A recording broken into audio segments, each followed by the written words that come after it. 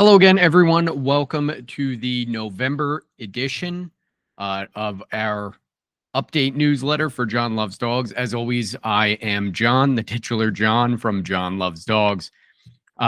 Just wanted to get a quick update up to you guys. We are fast approaching the end of the year, which is crazy. It feels like the year just started. I guess time goes more quickly as you get older. So first things first, John Loves Dogs is now 1 year old, which is crazy. I think it feels both simultaneously older and younger than that to me. That makes no sense, but we've come a really long way in just 1 year, and that's thanks to all of you. So thank you so much for continuing to be with us. We truly love spending time with your dogs. When I say that in visit reports, and to our clients, I'm not just saying it. This continues to be a dream come true. I love what I do every day, and I know that the sitters love spending time with your dogs as well. So thank you all very much for being with us on this journey. It's been a heck of a ride so far, and I'm really looking forward to continuing into next year. So we'll jump right into it. Some quick housekeeping stuff. We updated the service agreement. So you may notice that the service agreement popped up again and requested that you sign it again in Time to Pet. That's not an error. It's not a bug. It's something that happens whenever we update the service agreement. It's gonna prompt you to accept. So, just make sure you scan through it, just review it each time. Make sure you're up to date on our policies. I'm doing my best to hold off on any new updates until the end of the quarter. And the reason for that is I don't want you guys to have to sign the service agreement every time you pop in because, we changed a word or two here or there. And I've done this once before over the summer. I think back in July, I updated the service agreement with a couple of changes to bullet points. And from now on, whenever I do it, I'm going to include the updates in this newsletter. So you'll get the email that says, hey, November newsletter, here's the video, here are all the notes if you don't want to watch the video. And I'm going to detail the changes in this every time we do that because I want to be transparent about it. I don't want to sneak something in or have you guys feel like we're sneaking something into the service agreement that changes how we do business. And that's never going to be the case. Our core business model is the same. The only major addition or change that we've made is just the team-based model, which we did in June. So our changes, there are 3 this time around. Number 1 is lockbox management. This doesn't affect existing clients. This affects only new clients. We are asking new clients to provide their own lockboxes for physical keys. So as some of you know, if you have physical keys, John Loves Dogs provides our own managed lockbox for your physical keys. We're not going to be doing that anymore. We're just going to say, hey, you need to have a lockbox for a physical key. We don't pass around keys. We keep it stored on your property in a lockbox that you own. If you need one, we'll buy one for you and, add the cost of it to your invoice. It'll be at cost. If not, what most people choose to do is I want to go on Amazon or Home Depot or whatever and find my own and pick my own out. That's fine. So again, this doesn't affect any existing clients. This is just for new clients that we sign. If you guys have a John Loves Dogs lockbox, we'll continue to manage that. If you ever want to take permanent possession of that, just have it be your lockbox. If you just want to use it for your own use, you get locked out of your house, you have a key, or if you have cleaners that are coming, whatever, just let us know. We can transfer ownership of that to you very easily. That's no problem. And to be clear too, the reason for this change is it's just a pain in the butt. It's just difficult for us to manage a bunch of lock boxes and, take possession of them, move them if someone moves, et cetera, et cetera. That's the only reason for that. It's just trying to streamline our business processes and worry about the things that matter more than the things that don't. We should be more concerned with keeping your homes locked and safe than we are, who last accessed a lockbox or where it is, or if someone's moving or changing apartments, moving it, that sort of thing. The second one again, this is not really, I guess this could apply to existing clients, but this is mostly for new clients. We are putting it in the service agreement that we are not feeding feral pets. We've had more than one request to feed feral cats when people are on vacation and they have feral cats that, are around their house or their apartment complex that they put food out for. We're not going to do that. I've already told people no, but I'm just putting that ironclad in the service agreement from now on. There's a number of reasons for that. It's mostly public health and there are a number of reasons. It's mostly public health oriented. It's also an animal wellness issue. I won't get too far into that. That could probably be a podcast or a video just on its own. So we're not going to do that. The third bullet point is break stipulations for sitters that are on 24/7 care. 24/7 care is more or less what it says. We're taking care of your pets 24/7. The only issue is that sometimes, we have sitters, myself included, who have families, have homes, have kids. They have their own pets they need to care for. If we have an extended 24/7, something that's longer than a couple of days' time, I don't feel right not giving the sitters at least a short break opportunity. So the stipulation that we're putting into our service agreement for that is a 2-hour break in the morning, a 2-hour break in the evening. So basically the sitter's there overnight. They're taking care of your pets, morning walks, feeding, medications, whatever. And then they have the opportunity to take up to a 2-hour break to clock out, go, see their partner, their kids, whatever it might be, come back within 2 hours. They're there. And then they can do the same again in the evening if they like.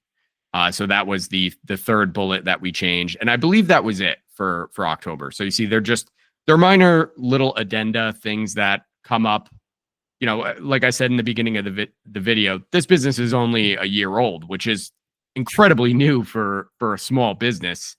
And we're still learning, mostly me. I'm making mistakes, I'm breaking things and then figuring out how to put them back together and do things better.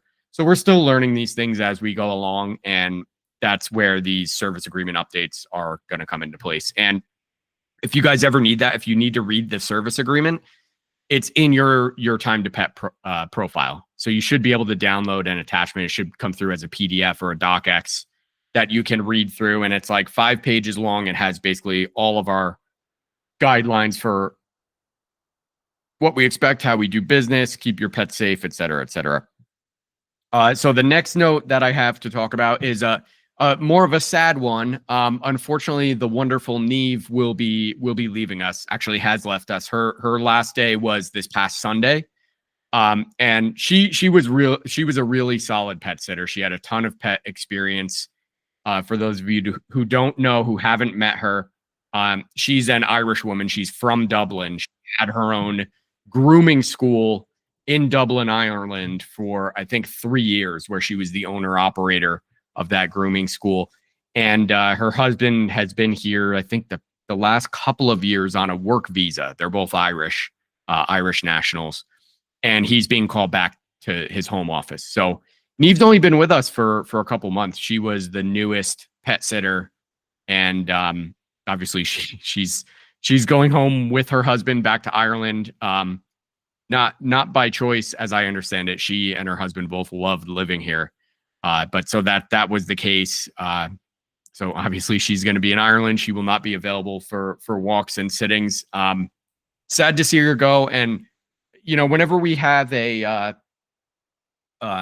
personnel change like this is another thing that I'll probably use the monthly newsletters just to relay, so she doesn't, disappear into the ether. Like, oh, what happened to Niamh? She was really good. We liked her a lot. And now we just don't see her again. And then you ask me and I'm like, oh yeah, she left like 4 months ago. Like that feels kind of weird to me. It's like, oh, these people are just disappearing who have been spending time with my pets and in my home. And I didn't want it to be like that.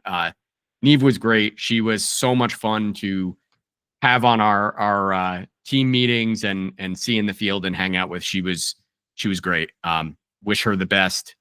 And I already told her, I said, if you ever find yourself back in Jersey for whatever reason, give us a call. Like, I will gladly give you some more hours again. So a little bit of a sad note there. From here, I will move on to, I think most of you received the email. I asked you for some questions that we could answer on this newsletter, because typically if one person has a question, it's at least occurred to one other person at some time. So I think I'm going to do this for each of our monthly newsletters. I think I will just take like 2 to 3 questions, maybe offer you guys a free 30-minute walk or something like that, randomly picked from whoever submitted questions. So I'll jump right into it. I'll keep the names anonymous. I think I might be wrong, and you can fact check me on this, but I think I said if you want me to mention your name, you can say that in the email, and nobody did. So I don't know if everyone missed that, or maybe I just had a brain fart and I forgot to put it in there. So I'll keep everyone anonymous. I don't want to, go airing out real names if you would rather me not do that. So the first question we got was a really topical one that I was actually planning on covering in the newsletter anyway. That was like the chief bullet and the reason why we were going to do this newsletter. It states, quote, "I'll be traveling overseas at Christmas for the holidays. Are you guys working on Christmas Eve and Christmas Day?" Excellent question. Like I said, very topical. We are open 24/7, 365. That includes every holiday. However, that does not mean that we will be able to staff every service that you book. So while we do our best to always say yes, again, that's why I moved to the team-based model, because I was just telling too many people no, and I was seeing clients drop off. I was booked out 2 to 3 weeks at a time, and I wanted to be able to take care of more pets. And aside from cloning myself, the only way to do that was to hire pet sitters. So that's our business model. That's our goal, is to always be available for you. Unfortunately, on days like Christmas and Thanksgiving as well, bandwidth is going to be extremely limited, particularly on Christmas morning for obvious reasons. If you're traveling, we'll do our best to get someone out. I need to look at the schedule for Christmas. I haven't done that yet. I need to query the team and see who's available to take shifts on Christmas. Through the day, we should be available, but I think it's going to be tough for Christmas morning. People are spending Christmas morning with their families, they're opening gifts, et cetera, et cetera. So that's going to be tough. I have to see if someone's actually available for that. I will likely be available for that later morning, but I'm not going to be available later on throughout like the entire afternoon through evening, pretty much, because we're going to be in Queens for my fiance Molly's family party that they have every year. So I need to see if somebody is available for that. My strong suggestion is, if you have appointments that you need, if you're going to need us, make them now, because we're already honestly pretty much full for Thanksgiving. I mean, it's almost full up already. And so like Christmas morning, obviously for Thanksgiving Day, the big peak time is going to be during dinner. So if you need a walk at like 5, 6 p.m., that's going to be pretty tough for us to staff. If you need it, let me know. We'll do our best to get that done for you. I do have a rough schedule set for the sitters on Thanksgiving Day. I roughly know who's available. So I need to see how it shakes out and make sure that we have someone available to take that and who can commit to it now before I send out an invoice and we get it firmed up. So let me know as soon as you know. If you're reaching out earlier in the week, Thanksgiving week, it's probably going to be a no-go, just to set expectations properly. We're probably going to be fully booked up, I would assume, by like this time next week. So I'm recording this November 6th. It's about 4 p.m. This time next week, I'm assuming we're probably going to be fully booked for Thanksgiving Day. It's a big day. People are out, they're visiting family. They need people to take care of their pets. That's what we're here for. But the team also obviously does have their own thing to do as well with their own families. Another thing just to remember, to note this, is that we do affect a holiday surcharge for services occurring over a holiday. The reason for that is, we're not trying to gouge anybody here. It's not even an issue of supply and demand. It's that the team receives holiday pay. So any of my team, aside from me, any of my team who works on Thanksgiving or on Christmas through those holiday periods, New Year's, et cetera, they receive holiday pay. So that's where that extra holiday charge goes to. That was something I really wanted to do. It would feel really dirty to have people out and working on, especially Christmas Day or Thanksgiving Day, anytime that they're spending with their families, and not give them a little bit of a bump in pay for that. So that's where that surcharge goes. So hopefully that answered the questions. We are open. All holidays we're open. Thanksgiving, Christmas, those are the really difficult ones. Those are going to be the toughest to staff. Stuff like July 4th, New Year's Day, like we should definitely be able to do those. I will be around for those, but Christmas and Thanksgiving are the real challenging ones. So next question we had is, what's your current emergency plan if something goes sideways? This is also an excellent question. First off, I'll touch on the fact that vet info is required to be added to Time to Pet. And that's something that we take from every new client, like day one, when you sign up for our portal, you fill out that vet release form and we get that put into Time to Pet. If your vet is not in Time to Pet, let me know. Just shoot me a text, shoot me an email. You can send a message through Time to Pet. We'll get those added. It's very easy to do that. So that vet info is in there. If something happens and it's not an emergency, if it's like, runny poops or like a paw pad abrasion or something like that, that's something where we'll inform you first. We've done this with a number of clients already when something like this has happened. We'll inform you first. We'll send you some photos. We'll say, hey, this looks like a vet visit. Please schedule a vet visit for Fido because this is concerning. It's not an emergency, but it could be a hint towards something more serious. In fact, this just happened last week with someone. Their dog had an issue and we were communicating back and forth. I was texting photos. I had a couple of the visits myself, so I was there firsthand to check it out. We worked through that. It's, it happens. Dogs eat stuff off the ground. It bothers their stomach. They scratch their paw on something. They're bleeding a little bit. It happens. We're used to it. Not a huge deal. What we can do too is we always offer, if you need us to, if it's something you don't want to wait for the weekend or when you have time off work or whatever, we can take your pets to the vet. That's something that we can do. We'll charge you just for a pet transport, which is priced roughly the same as a pet sitting. And, we'll just communicate with the vet for you if you need us to. If you ever need us to do that, let us know.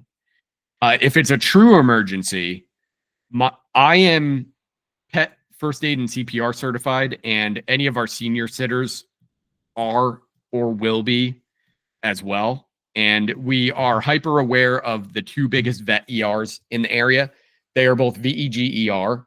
One of them is in Clifton. The other one's in Short Hills.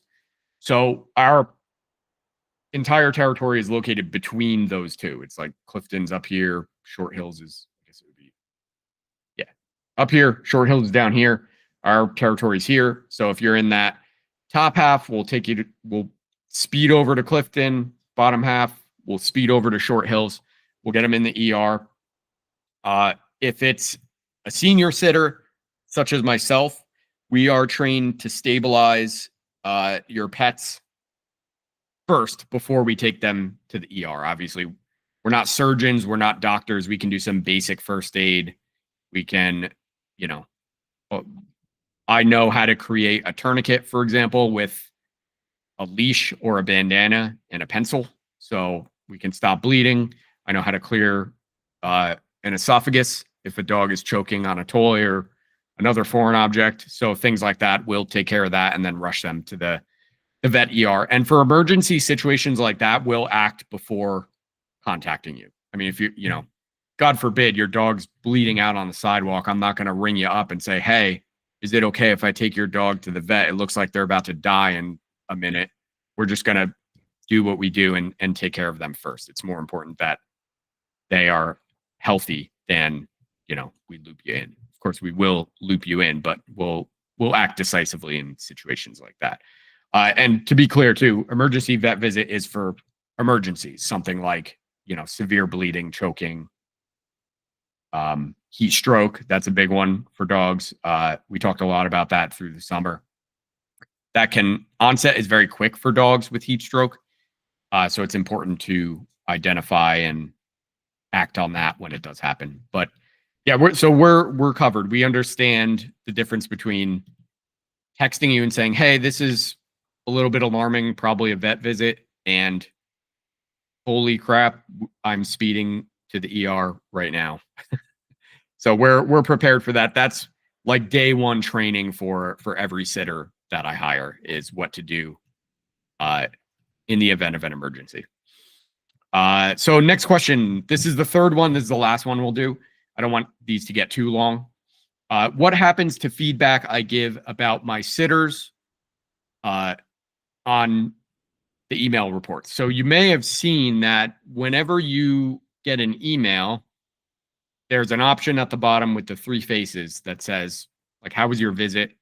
And it's like, awesome. And it's a green smiley face. And it's like, just okay. And it's a yellow, like, flat mouth face. And then I think it's not great. And it's like a red, angry face. So whenever you send those through, any positive feedback that you give us. So to be clear, first of all of these come straight to me, and then I have the option to forward them along to the sitter.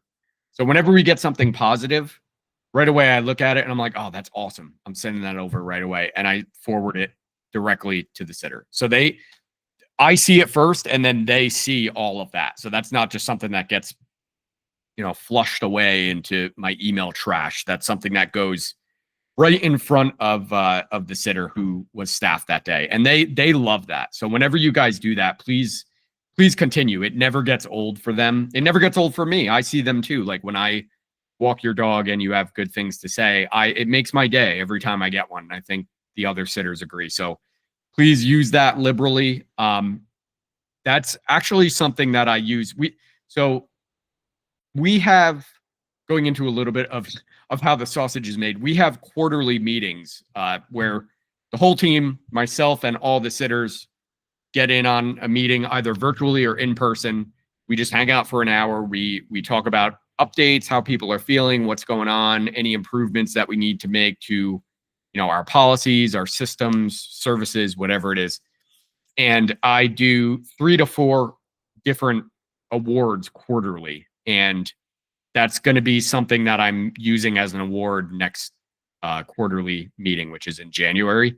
It's going to be the sitter that received the most positive reviews from the previous quarter. So when you guys see that, please always put through feedback. If you have meaningful feedback to share, always feel free to share that. You can send it, whether it's positive or negative. For negative feedback, again, that goes directly to me. And typically that's something that I will action on my own. I don't forward that straight to them. If it's something that's like gentle and reasonable, I will forward that to them. If it's a little bit more harsh, if they make a serious mistake, then that's something that I'll more gently extrapolate with them. Typically, I'll use it as a teaching moment. Like, hey, we got some feedback, blah, blah, blah. It stated that, you made a mistake here or forgot to do this. And then I'll use that as a training and teaching moment. If it's thankfully, knock wood, this hasn't happened yet. But if it's something more severe, if it's like a serious issue, maybe like a legal issue or a safety issue, then that's something that I will handle head on and address with the pet sitter. So always feel free to use that. That it's essentially confidential. It comes to me first. So it's really no different than texting me if you have concerns about a service that was performed or one of our sitters. It's going right to me. So always feel free and feel comfortable to post that feedback. You won't be hurting feelings. That's what we use to try and improve and make sure that we're on top of our game and that we're doing the best that we can for you guys. And that is about it. That's all I have to touch on this month. I think the cadence for these newsletters, I'll just do them when I have something to mention. I don't want to feel like I have to do one every single month in and month out. if there are updates being made to the service agreement, if you guys have questions, someone leaves,